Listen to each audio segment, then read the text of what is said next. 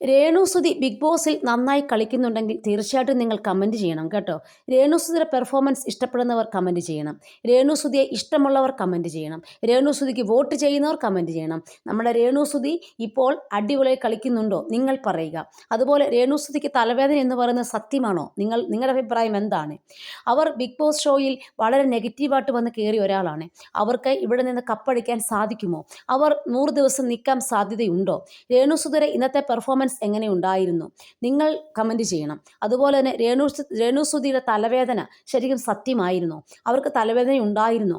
അവർ പറയുന്നത് കേട്ടു, ട്രെയിൻ യാത്രയൊക്കെ കഴിഞ്ഞ് വന്നപ്പോൾ എനിക്ക് തലവേദന ഉണ്ടായിരുന്നു, അതിപ്പോൾ കുറച്ച് കൂടി എന്നാണ് അവർ പറയുന്നത്.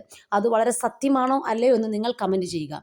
പിന്നെ എൻ്റെ അഭിപ്രായം എന്ന് പറഞ്ഞു കഴിഞ്ഞാൽ തീർച്ചയായിട്ടും രേണുസുതിക്ക് തലവേദന ഉണ്ടായിരിക്കാം എന്നാണ് എനിക്ക് മനസ്സിലാവുന്നത്. പിന്നെ രേണുസുതി വളരെ റോക്കിംഗ് ആയിട്ട് പെർഫോമൻസ് ചെയ്യുന്നുണ്ട് ഇന്നത്തെ ദിവസം. രേണുസുതി ഇതുപോലെ തന്നെ മത്സരിക്കണം എന്നാണ് എൻ്റെ ആഗ്രഹം.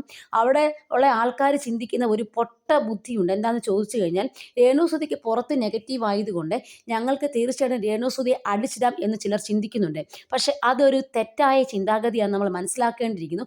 അങ്ങനെ നിങ്ങൾ ചിന്തിച്ചാൽ രേണുസുതിക്ക് പുറത്ത് വോട്ട് കൂടും എന്നാദ്യം നിങ്ങൾ മനസ്സിലാക്കുക മരമണ്ടന്മാരെ എന്ന് മാത്രമേ എനിക്ക് പറയാനുള്ളൂ.